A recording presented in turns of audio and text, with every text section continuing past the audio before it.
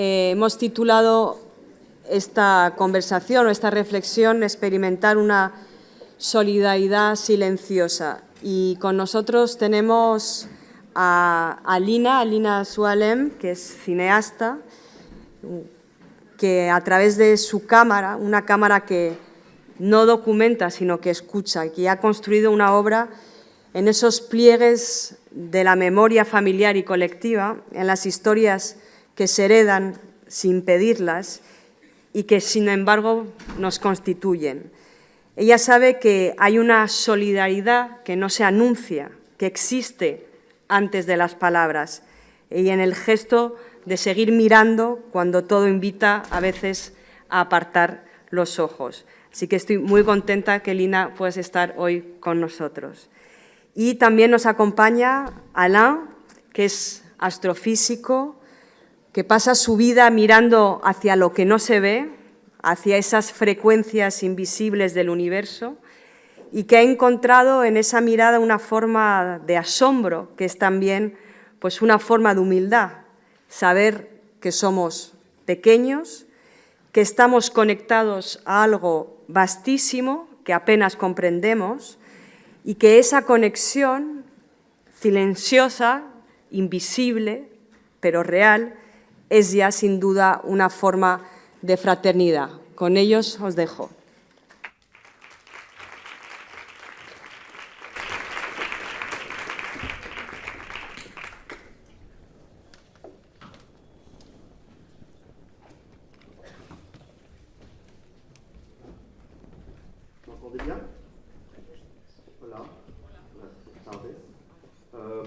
Bien, buenas tardes. Muchas gracias por esta invitación y lo siento mucho. Voy a hablar en francés. Aprendí hace mucho tiempo español, pero no voy a hablar de astrología en español. Bien, estoy muy contento de estar en este lugar tan especial como las Trovades Albert Camus en torno a este tema magnífico, la fraternidad, una poética del vínculo. Me han propuesto hablar de una solidaridad silenciosa a partir de lo que el cosmos nos enseña.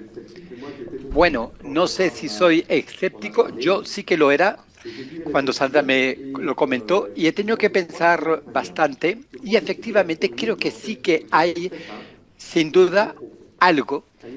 La astrología nos permite cambiar de escala, defender nuestra mirada y descentrar nuestra mirada. Y tal vez también hacer un poco más humilde. Cuando observamos la Tierra desde el espacio, cuando situamos nuestro sistema solar en la galaxia, cuando descubrimos otros mundos alrededor de otras estrellas, una evidencia se impone. No somos ni el centro ni la medida de todo. Y sin embargo, lejos de abrumarnos, esta toma de conciencia puede unirnos, puede recordarnos que compartimos una misma condición, una misma vulnerabilidad, un mismo destino material. Por eso me gustaría proponerle un pequeño viaje. Vamos a partir de la Tierra, ampliar la mirada hacia las galaxias lejanas y luego volver a una pregunta muy humana. ¿Qué cambia la contemplación del cosmos en nuestra relación con los demás? Y voy a empezar con una imagen que creo yo ya lo hice casi todo. Es una imagen tomada alguna semana por la misión Artemis. Aquí aparece desde el espacio como un mundo único, aislado, suspendido en la oscuridad. Y lo que siempre me llama la atención de esta imagen es que eliminan de inmediato muchas cosas a las que solemos aferrarnos. Desde esta distancia ya no se ven las fronteras, ya no se ven las pertenencias, ya no se ven las divisiones que tanto nos preocupan. Simplemente se ve un planeta muy bello, pero también muy frágil, una fina envoltura de luz, un pequeño oasis de vida en un entorno inmenso e indiferente. Ahí es donde la astronomía se une, me parece, a una intuición muy fuerte de Camus. Estamos juntos en esto, compartimos el mismo mundo, no en teoría, sino de manera muy concreta. El cosmos nos recuerda, pues, ante todo esto. Antes de estar separados por nuestras historias, nuestros intereses o nuestros conflictos, estamos unidos por una misma condición planetaria. Y esa toma de conciencia puede ser el comienzo de una fraternidad menos abstracta, más desnuda, más esencial. Esta idea cobra aún más fuerza cuando nuestro propio planeta ya no se observa desde la órbita cercana, sino como una simple etapa en una trayectoria interplanetaria. Esta imagen fue tomada durante el vuelo terrestre de la misión Bepi Colombo de Camino a Mercurio, una misión en la que yo trabajo desde hace 20 años como responsable científico de uno de los instrumentos. Me gusta mucho esta imagen porque muestra la Tierra ya no como nuestro centro afectivo, sino como un objeto celeste entre otros. Para nosotros, la Tierra lo es todo, nuestro hogar, nuestra historia, nuestra memoria, nuestra lengua, nuestros muertos, nuestros vínculos. Pero para una sonda interplanetaria, la Tierra es simplemente una ayuda, una etapa en la trayectoria. Este cambio de perspectiva es sumamente enriquecedor. No le resta importancia a la Tierra, al contrario, nos ayuda a comprenderla mejor. Nos enseña que nuestro mundo es valioso precisamente porque no es el centro del universo. Es valioso porque es único, finito, habitado y vulnerable. Creo que esta imagen nos invita a una forma de modestia cósmica. Vivimos en un mundo minúsculo, provisional, y sin embargo es el único mundo del que sabemos con certeza que alberga vida. A esta escala, la solidaridad ya no es solo un valor moral, se convierte casi en una consecuencia física de nuestra situación. Todos dependemos del mismo planeta, del mismo equilibrio, del mismo refugio. Tomemos un poco más de distancia con respecto a la Tierra. Esta imagen, tomada por la sonda Cassini desde el entorno de Saturno, es para mí una de las imágenes más impactantes de toda la historia de la exploración espacial. La Tierra no es más que un punto minúsculo, casi nada. Y sin embargo, en este punto se encuentra todo lo que nos importa. Todas nuestras alegrías, nuestro sufrimiento, nuestras guerras, nuestros amores, nuestras obras, las lenguas, todos nuestros rostros. Es una imagen de pequeñez, por supuesto, pero no es una imagen de negación, es una imagen de responsabilidad. Porque si todo lo que no es querido cabe en ese punto, entonces resulta absurdo pensar en nuestras divisiones como absolutas. A escala cósmica son insignificantes, lo que permanece es la comunidad de destino. Me gusta mucho esta idea, nuestra frontera desaparece incluso antes que nuestro planeta. Y quizás la solidaridad, repito, nuestras fronteras desaparecen incluso antes que nuestros planetas. Y quizás la solidaridad silenciosa comience por ahí. El hecho de reconocer que visto desde lejos ya formamos parte de una misma fragilidad común. Aquí tenemos la nebulosa de Carina, vista por el telescopio espacial James Webb. ¿Sabéis? Este gran telescopio que tenemos en el espacio. Un paisaje cósmico donde nacen las estrellas y los sistemas planetarios. Nuestro sistema solar nació en una nube de ese modo. Cuando contemplamos una imagen así, lo primero que sentimos es una emoción estética. Es bello, casi irreal. Pero esta belleza es también una lección. Lo que vemos aquí son nubes de gas y polvo, estructuras inmensas, procesos que se desarrollan a lo largo de millones de años. Nos encontramos ante un mundo que no ha sido creado para nosotros, que no nos espera, que no tiene nada de humano, ni en sus dimensiones, ni en sus ritmos. Y sin embargo, podemos comprenderlo, contemplarlo, nombrarlo. Es una situación extraordinaria. Una pequeña especie que apareció en un planeta periférico es capaz de mirar tan lejos. Esto debería llenarnos de orgullo, por supuesto, pero de un orgullo sobrio. No del orgullo de dominar, sino el orgullo de contribuir a la comprensibilidad del mundo. Ante tales imágenes, siento menos un poder que una misteriosa afinidad. Estamos hechos de la misma materia que esas nubes, de la misma historia cósmica, del mismo polvo de estrellas.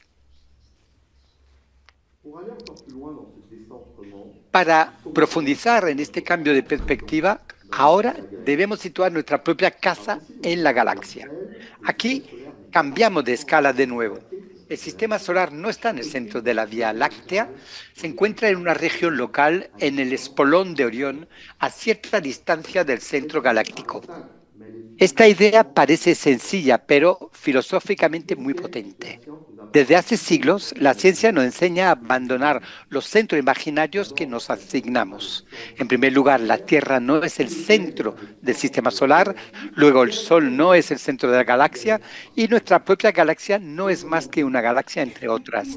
En otras palabras, todo en la astronomía nos invita a renunciar al privilegio cósmico. Pero esta renuncia es liberadora, permite sustituir la centralidad por la relación. No estamos en el centro, pero estamos situados. Tenemos una dirección cósmica. Y me parece que esto encaja muy bien con la idea de fraternidad relacional. Existir no es por encima, es estar con, en el seno de un tejido más amplio de dependencia y vínculos. Y sin embargo, incluso esta dirección se vuelve casi invisible en cuanto nos alejemos un poco más. Esta imagen aún más fuerte es del telescopio espacial Hubble, que muestra una región muy pequeña del cielo, minúscula a escala aparente, sin embargo, repleta de galaxias. Cada una de estas pequeñas manchas borrosas es una galaxia. Cada una contiene miles de millones de estrellas y probablemente alrededor de muchas de estas estrellas hay planetas. Aquí la percepción humana da un vuelco. No solo salimos de la escala humana, sino casi de la escala intuitiva. Creo que en esta imagen hay una experiencia espiritual, en el sentido más amplio. Nos obliga a reconocer que lo real desborda inmensamente nuestros hábitos mentales, nuestros relatos, nuestras categorías inmediatas. Ante esto, hay dos actitudes posibles, o bien el repliegue o bien la ampliación. Yo veo en ello a una invitación a la ampliación. Cuanto más vasto parece el universo, más difícil nos resulta pensar en pequeño, vivir en la estrechez, creer que nuestro horizonte inmediato basta para definir el mundo. El cosmos no anula nuestra condición humana, pero la abre. Y esta apertura ya no es solo especulativa. Desde hace algunas décadas hemos descubierto que nuestro mundo no está solo. Desde 1995 y de forma espectacular en los últimos años hemos descubierto miles de exoplanetas, es decir, planetas que orbitan alrededor de otras estrellas. Lo podéis consultar esta página web y que os dará día a día el número de exoplanetas que existen y que aparecen cada año. Es una inmensa revolución conceptual. Durante mucho tiempo los otros mundos eran sobre todo hipótesis, sueños filosóficos, productos de la imaginación. Hoy en día también son objetos de observación.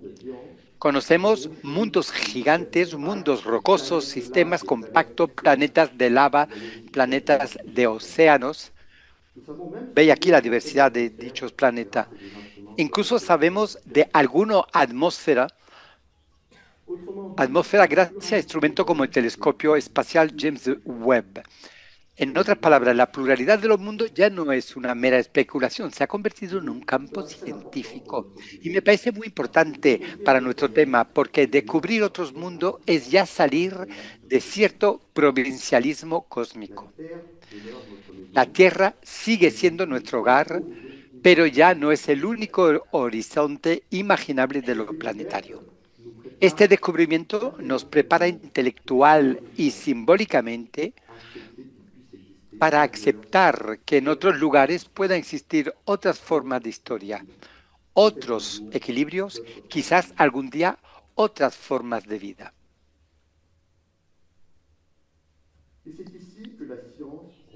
Y es aquí donde la ciencia se enfrenta a una cuestión profundamente ética. ¿Qué significa buscar vida en otros lugares? Buscar vida en otros lugares se presenta a menudo como la búsqueda de un doble de nosotros mismos, pero en realidad el enfoque científico más acertado consiste en hacer exactamente lo contrario. No se trata de buscar nuestro reflejo, se trata de prepararnos para pensar en el otro. La exobiología busca entornos habitables, moléculas, desequilibrios químicos, posibles biofirmas, pero debe resistirse constantemente a una tentación muy humana, proyectar en el universo nuestras expectativas, nuestros deseos, nuestras ficciones. Es por esto que esta investigación es tan interesante desde el punto de vista filosófico. Nos obliga a distinguir el deseo de la prueba, lo imaginario de la observación, el parecido de la alteridad. Me gustaría aquí hacer un hueco a Camus. En él siempre hay una atención al mundo concreto, a su densidad, a su extrañeza, a veces, lo que se resiste a nuestras proyecciones. Y creo que eso nos ayuda mucho. Buscar la vida en otra parte no es querer anexionar lo desconocido a nuestra categoría familiares, es aceptar que una realidad pueda existir fuera de nosotros, de otra manera que nosotros, sin parecerse a nosotros. En este sentido, la búsqueda de vida en el universo es quizás una escuela de alteridad. Nos enseña que encontrarnos con el otro no es reducirlo a lo mismo que nosotros, sino aceptar que él modifique nuestra forma de pensar. Y esto encaja profundamente con esa idea de una solidaridad que no exige ni una identidad perfecta, ni similitud, ni fusión, sino el reconocimiento de la dignidad de lo que no somos. Me gustaría terminar con una figura antigua, casi profética, que concibió muy pronto esa pluralidad de mundos. Giordano Bruno escribió al final del siglo XVI, un monje, que existen innumerables soles y un número infinito de tierras que giran en torno a esos soles. Por supuesto, Bruno no disponía de nuestro instrumento, ni nuestros métodos, ni nuestras pruebas, pero ya tenía esa intuición vertiginosa. Lo real es más vasto que los estrechos marcos en los que queremos encerrarnos. Me parece muy bonito terminar con esto, porque todo este recorrido nos lleva a la misma lección. Ante el cosmos, la respuesta correcta no es el orgullo, tampoco es la desesperación, es una forma de mesura. Comprender que somos pequeños no disminuye nuestra humanidad. Al contrario, puede hacerla más justa, más atenta, más responsable. El cosmos nos enseña la humildad. La Tierra nos recuerda nuestra vulnerabilidad común. Y la búsqueda de otros mundos nos abre a la alteridad. Así que quizás esa solidaridad silenciosa de la que hablamos hoy comience aquí, en el hecho de reconocer que no estamos solos en el centro ni separados del resto, sino que estamos conectados unos con otros, con nuestro planeta y con un universo infinitamente más vasto que nosotros. Muchísimas gracias.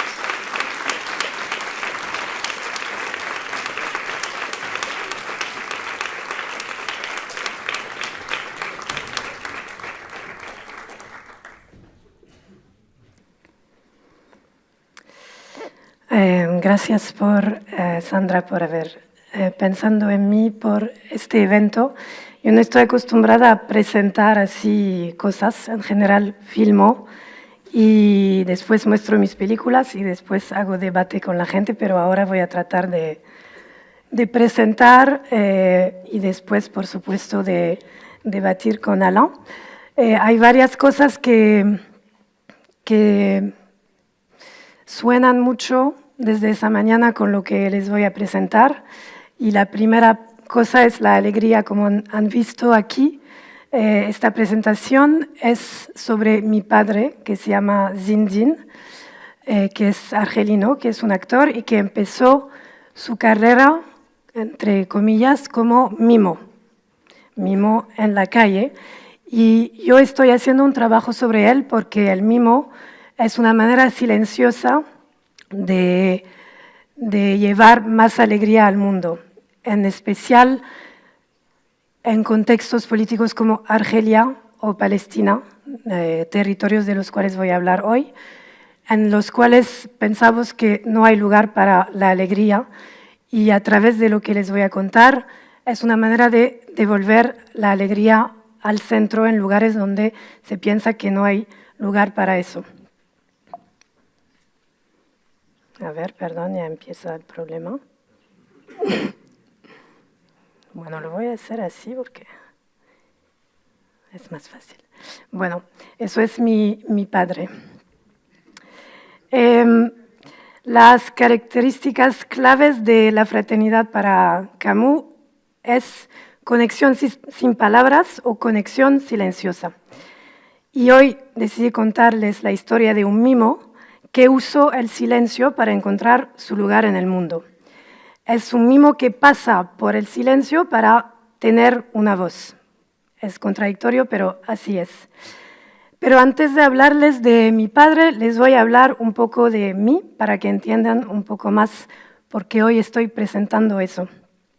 Yo nací y crecí en París. Mi madre es una mujer palestina, nacida en Nazaret, en Galilea, y mi padre es un hombre argelino, nacido en un pueblo del centro de Francia.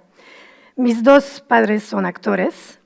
Mi madre creció en un pueblo pequeño de Galilea, en una familia de 10 hijos, y empezó a actuar en una compañía de teatro que es el Teatro Nacional El Hakawati, Teatro Nacional Palestino en Jerusalén, y después se mudó a Europa y empezó una carrera internacional.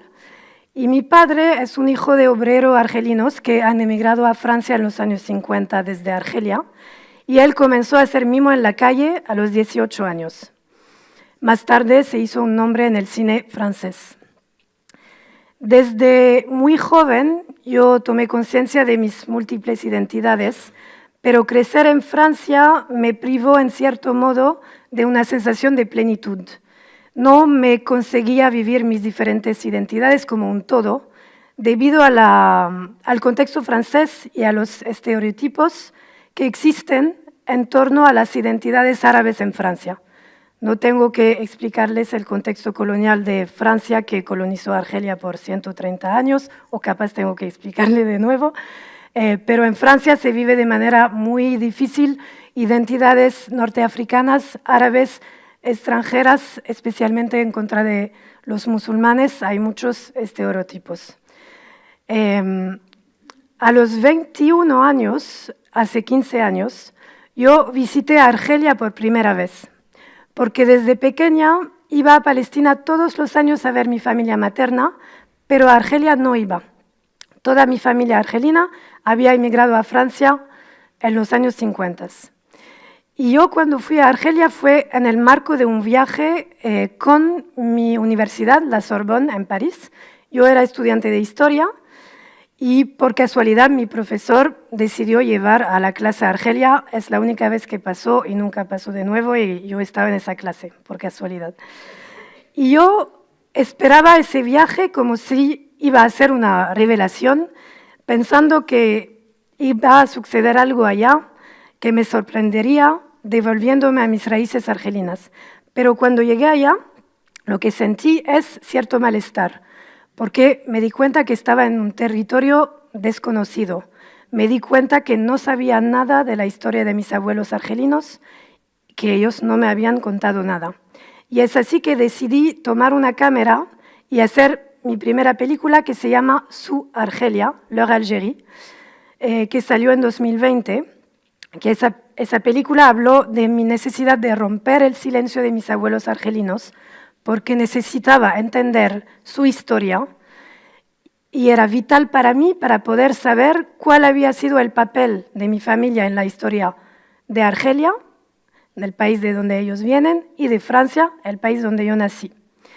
Y eso era necesario para entender mejor mi propio lugar en la sociedad francesa y entender sus vínculos históricos con mi país de origen, Argelia. Como lo dije, Argelia fue colonizada por Francia de 1845 hasta 1962. año de la independencia. Y bueno, Argelia es también el país donde nació Albert Camus en 1913, en plena colonización francesa. Después de su Argelia hice una segunda película que se llama Bye Bye Tiberiades, Bye Bye Tiberiad en francés, que salió en 2023, que era un poco una forma de continuar el trabajo y la exploración que hice con su Argelia. Surgió de mi necesidad de continuar a explorar las memorias del exilio, pero esta vez filmé a las mujeres, filmé a mi madre y las mujeres de mi familia palestina materna, porque mi madre creció en una familia de 10 y son 8 hijas y 2 hijos. Entonces son más numerosas y más poderosas. Y entonces llevo yo naturalmente la historia de mi madre y de las mujeres de mi familia y de mis antepasadas, su historia íntima, como la gran historia que han sufrido y que han hecho suya. Sus vidas cuentan la existencia palestina, porque las historias que esas mujeres llevan tejen la historia de un pueblo al cual se niega su identidad y que está siempre más desposeído de sus derechos. Es una historia hecha de lugares desaparecidos, de experiencias transformadas y de memorias dispersas. Ahora les quiero mostrar un tráiler de mis 2 películas para que puedan ver. Entonces, perdón que no es muy lindo lo que voy a hacer, pero no sé hacer eso. No soy muy buena. Ya. ¿Y no hay sonido? Tengo que hacer capaz una cosa. Perdón. A ver. Sonaba, perdón, porque yo de aquí no escucho nada. Ya me cayó. Listo.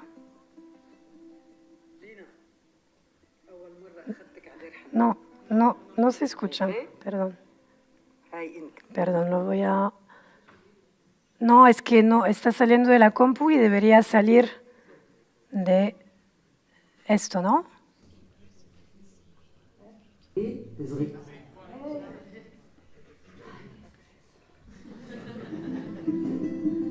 لينا أول مرة أخذتك على دير حمك شايفاه؟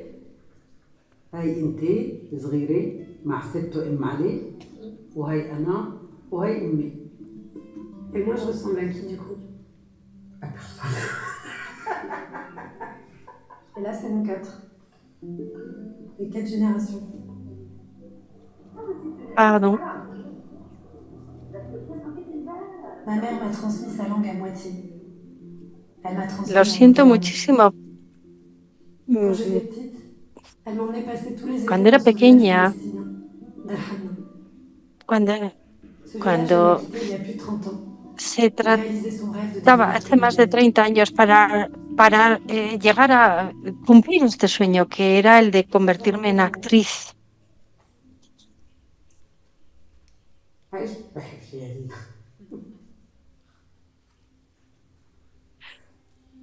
À chaque fois que je la questionne sur son histoire, elle me répète Cada vez que me n'ouvre pas les planteaba douleurs du una passé. pregunta sobre la historia, me hablaba de que no había que repetir los dolores del pasado. Je me demande souvent ce que tu serais devenue si t'étais restée. Lo siento muchísimo, pero soy fatal. Siento, pero no.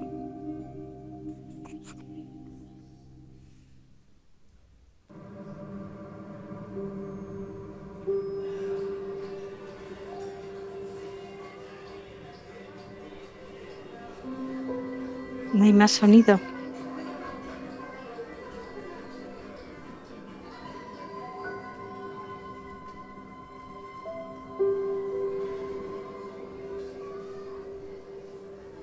J'ai toujours pensé que c'était en Algérie ces images. Creía que estas imágenes nos venían de Argelia. Ouais, on dirait, mais on est à Tyr. C'est une salle des fêtes de la mairie, je crois. Et c'est ta grand-mère qui a tout organisé. Es su abuela. Le pays, il avait invité tous les Algériens de Tyr.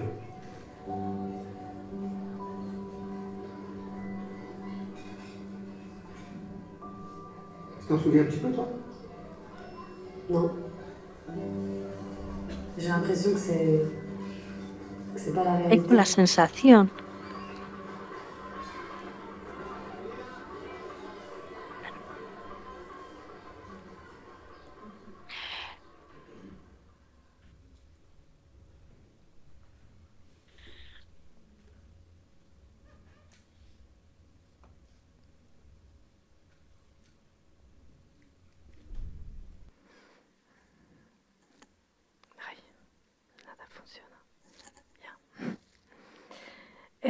con esas dos películas yo aprendí todo.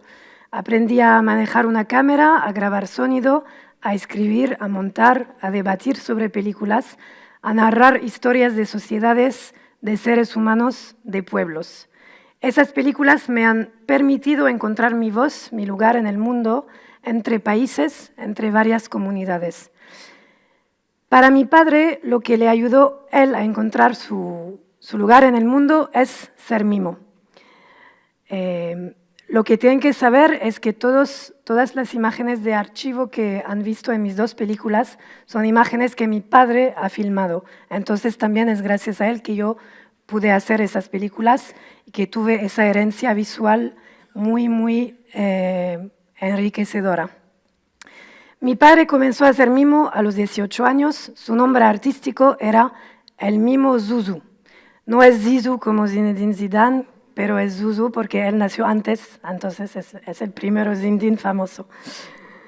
Siempre me he preguntado cómo se le ocurrió dedicarse a eso cuando él no estaba destinado al mundo del arte para nada. Él nació en Francia en 1957, durante la colonización francesa de Argelia. Como todos los argelinos en esa época, mi padre era considerado sujeto del imperio colonial francés. Un sujeto con pocos derechos, lo llamaban indígena, eran les indigènes. Mis abuelos, sus padres, habían emigrado de Argelia a Francia en los 50 para trabajar como mano de obra barata en factorías francesas. Fueron explotados, desposeídos de sus derechos y de su identidad argelina. Y al mismo tiempo luchaban en secreto por la independencia de su país desde Francia, el país que se le negaba. Entonces, había una contradicción grande para esos argelinos y esa vida en Francia. Mi padre se volvió francés a los 28 años, a pesar de haber vivido toda su vida en Francia y de haber nacido allá. Él solo visitó Argelia 2 veces, cuando era niño y adolescente. Sus padres nunca le explicaron en qué condiciones se vinieron obligados a emigrar a Francia. Durante toda su infancia le decían que estaban en Francia por poco tiempo y que volverían todos juntos a su país, Argelia, cuando será libre. Pero nunca le explicaron por qué al final no regresaron. Y mi padre heredó ese silencio. Yo me pregunto, ¿será por eso que se ha hecho mimo? ¿Será por eso que el silencio se ha convertido en su forma de existir? Yo también he heredado ese silencio.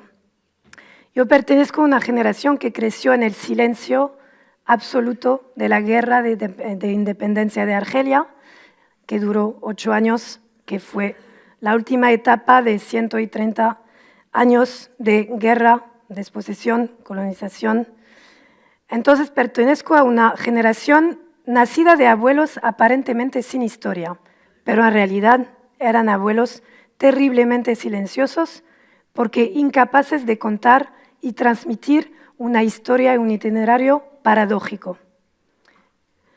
Nacidos indígenas en la Argelia colonial francesa, extranjeros en su propio territorio, despojados de su identidad, emigrados por fuerza a Francia para trabajar sin derechos. La inmigración de esos argelinos, una inmigración laboral, se vivía como un exilio normalmente temporal, porque todos querían volver al país liberado. Tras haber deseado y a menudo luchado por la independencia de Argelia y tras haberse desgastado trabajando en Francia, con la esperanza de poder regresar algún día a su país libre, al final acabaron haciendo su vida en Francia, el país que les había negado el derecho a la independencia. Era demasiado difícil y costoso desarraigarse de nuevo cuando ya sus niños empezaron la escuela y cuando no conocían el país de origen. También habían empezado a cotizar en Francia, la seguridad social francesa, y si se iban a Argelia iban a perder todo lo que habían cotizado.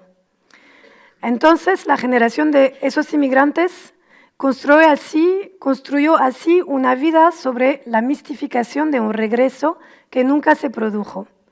La generación de mi papá y la mía es heredera de esos callejones sin salida de la memoria y de la transmisión. Yo crecí en ese silencio, pero también crecí con imágenes.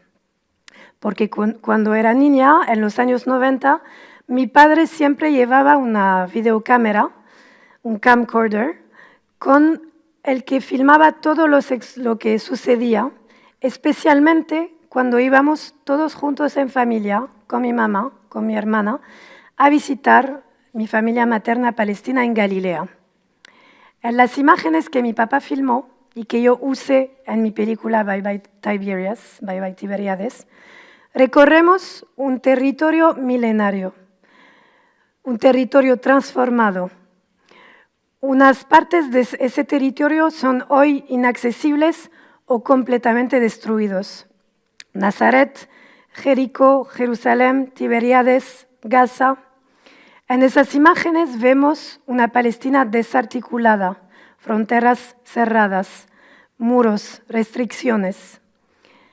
Pero esta realidad de un territorio marcado por la guerra y la ocupación israelí contrasta con la atmósfera que se desprende de esas imágenes que mi papá filmó, que están impregnadas de recuerdos felices de la infancia.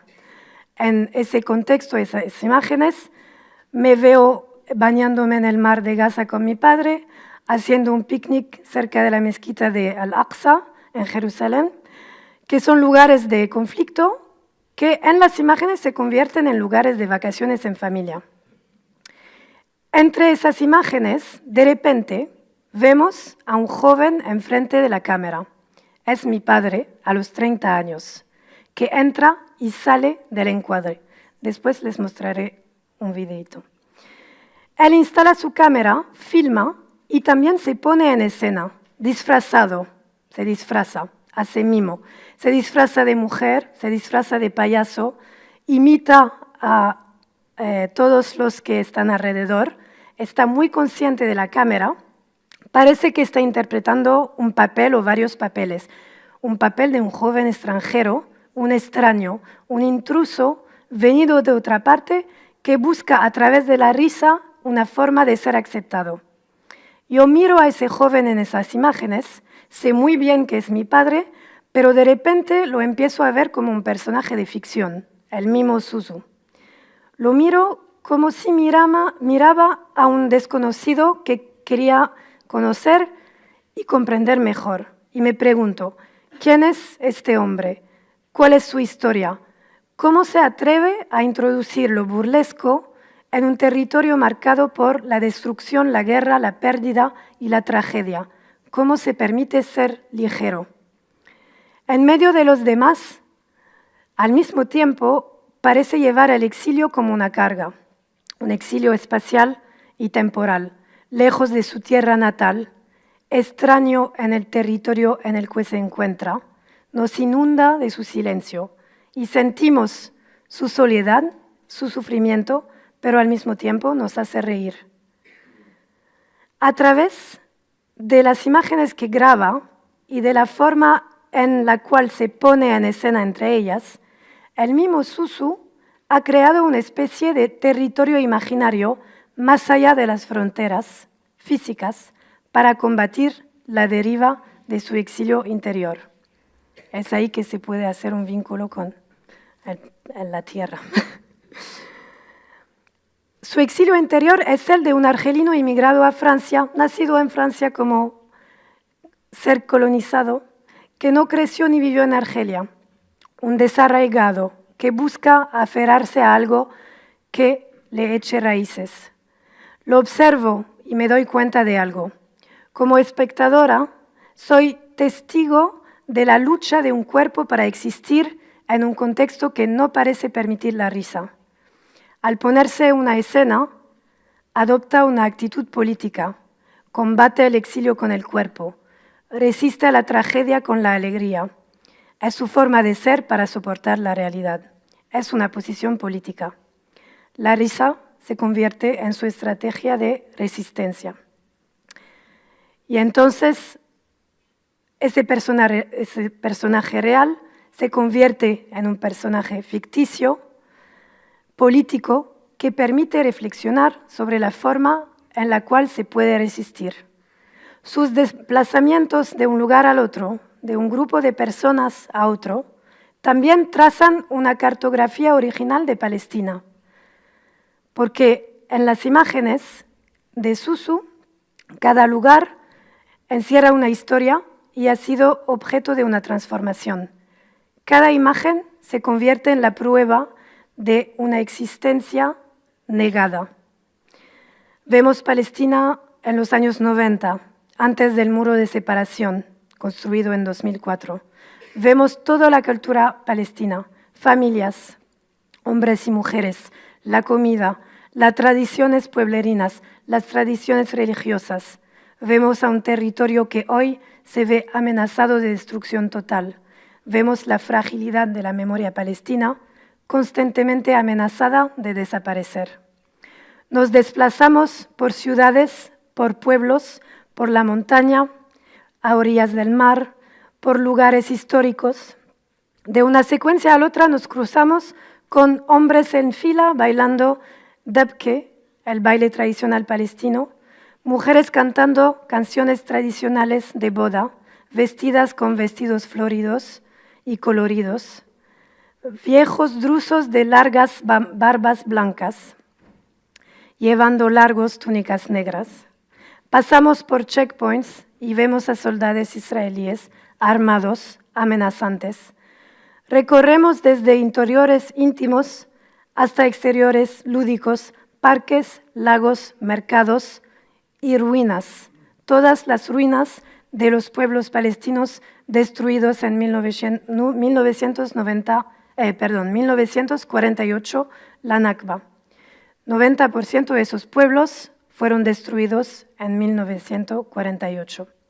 Así, con su presencia desequilibrada en el seno de esa familia palestina, buscando a su lugar, filmándose a sí mismo, filmándonos a nosotras y nosotros, Susu nos devuelve a cada uno nuestro lugar y conserva pruebas de nuestra existencia inconscientemente. Ya he terminado, pero ahora les voy a mostrar un pequeño video de esos archivos de Susu. No está todavía montado como una película, son más extractos para que puedan ver un poco visualmente todo lo que he hablado. Ya.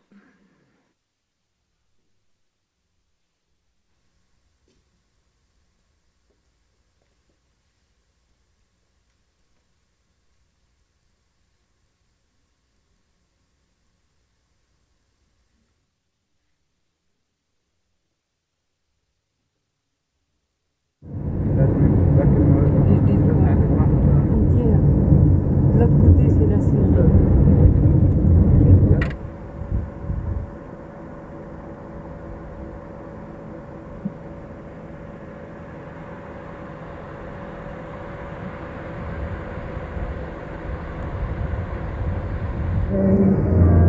Ça c'est un kibbutz, ça?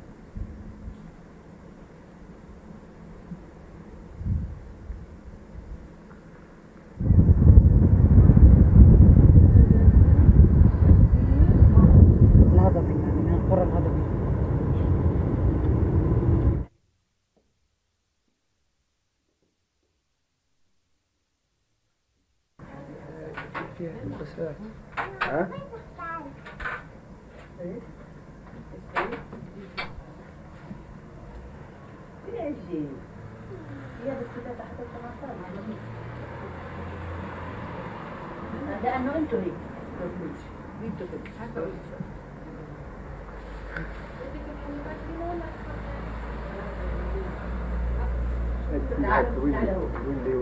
تعالوا امبارح جربنا من هون احنا صور لي هون طالع واحد من هون على التلفزيون جربت السلك وما ظبطش امشي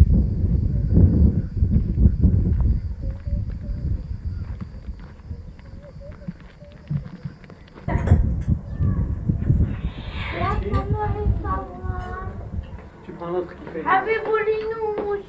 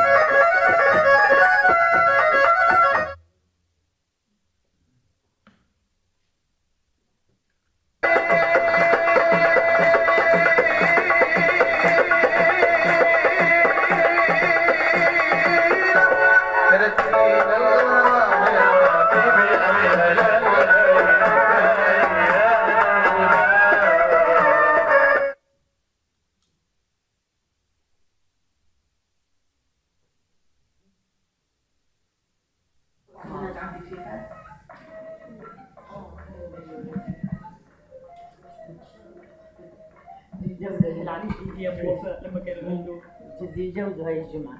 مين خيتي كلهم متجوزين؟ السيد مازن بعده مش متجوز؟ مين بده يتجوز؟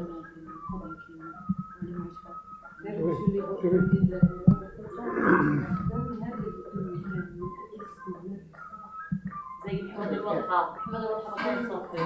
ما فيش هذا التفوق على عن جد الظاهر انه باخر لحظة بيشدوا الجراحة شوي battery. Thank you, Your Majesty, and thank you for welcoming us, welcoming my colleagues and myself at this time. I think it's an important time for us.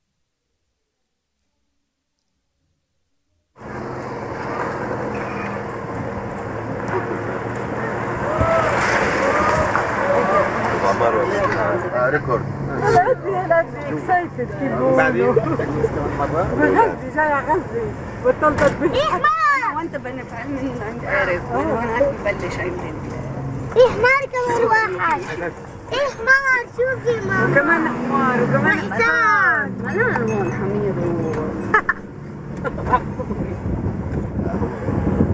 في محلات بنان امبارح هيك شفت العالم شوف على البحر ماما عجبتني ولا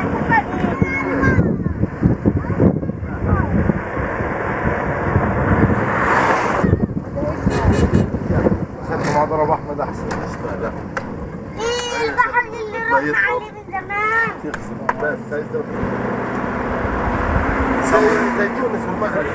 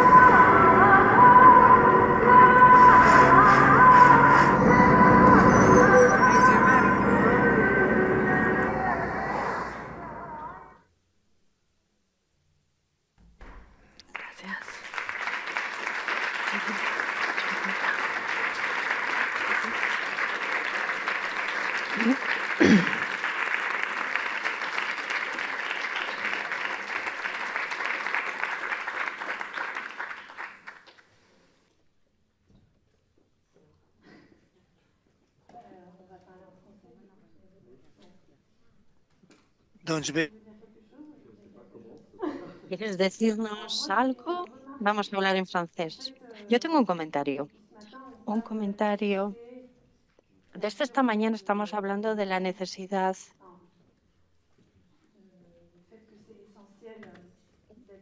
de lo que es esencial y que es esencial que nos encontremos en un mundo de solidaridad y esta mañana estábamos hablando de ese colectivo que interviene a partir de una sensación, de un sentimiento. Yo vengo de espacios como son Palestina o Argelia y es muy difícil creer en la solidaridad. Es muy difícil creer en la abolición de las fronteras, de la frontera,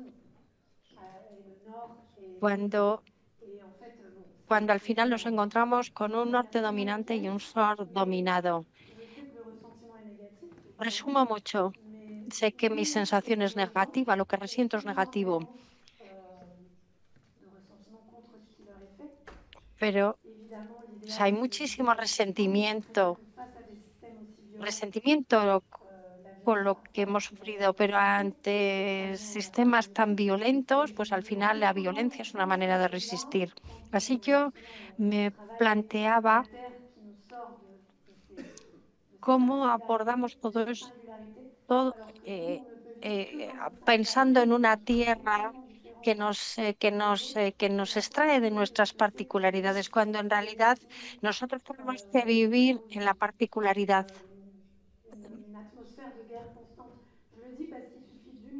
Vivimos bajo los misiles, con un solo día el cuerpo y el espíritu cambie. Las cosas ya no las volvemos a ver de la misma manera.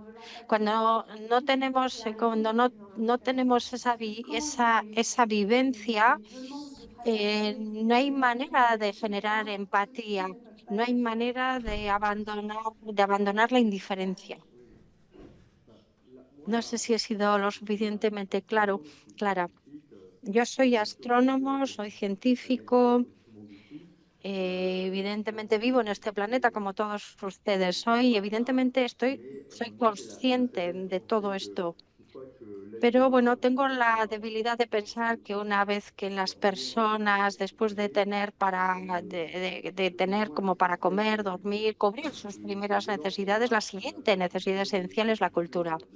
Y a partir del momento en que contamos con esta cultura, a partir del momento que somos conscientes que todos vivimos en el mismo planeta, en cuanto nos alejamos, nos damos cuenta hasta qué punto todos esos problemas cotidianos son nimios. Es muy difícil olvidar misiles, olvidar guerra, pero bueno, voy a las escuelas. Muchas veces las personas piensan que la Tierra es indestructible, que no nos puede pasar nada. Pero cuando analizamos y vemos el planeta, nos damos cuenta que estamos compartiendo el mismo destino, las mismas condiciones. Y bueno, yo creo que esto nos podría ayudar a ser más solidarios entre todos. Tengo una pregunta con relación a todo esto. ¿Cómo alguien que está frente a la muerte, que ha sido bombardeado, cómo le podemos pedir a esta persona que proteja la tierra? ¿Cómo le podemos pedir que piense en la tierra cuando muchas veces no es capaz ni de poderse proteger a sí mismo? La cultura es vital, pero para poder contar con una cultura, consumir cultura, crear cultura, hay que ser en un primer momento libre y ser libre es vivir. Esta cultura, esta educación no es la cultura del que es bombardeado. No, el que tiene acceso a la cultura es el que bombardea, no el que es bombardeado. No sé, no sé si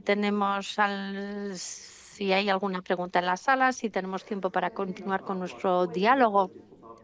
Con, rela- con relación a tu historia, me gustaría decirte, es sorprendente. Yo nací en Argelia. Mi familia eh,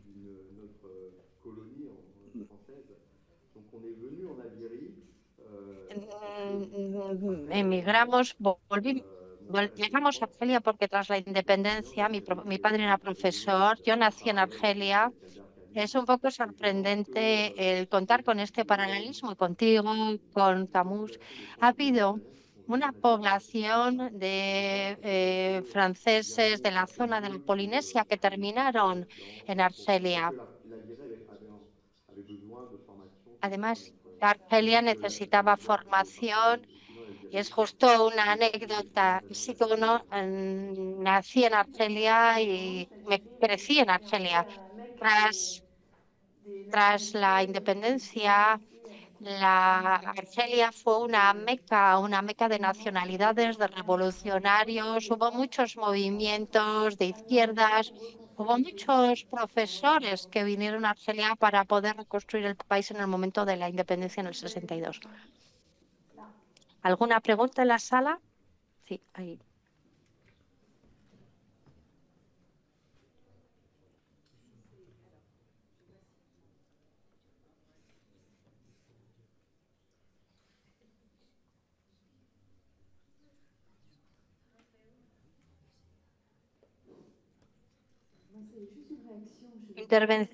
Es muy difícil. Tengo que darles las gracias a los dos. Muchísimas gracias, Alan, por su sabiduría, por todas estas y muchas gracias, Lina, por tus imágenes. Me llega mucho tu intervención, tu acción, el hecho de que hayas recurrido a tus archivos, todo lo que has hecho con lo que hizo tu padre. Me parece fantástico.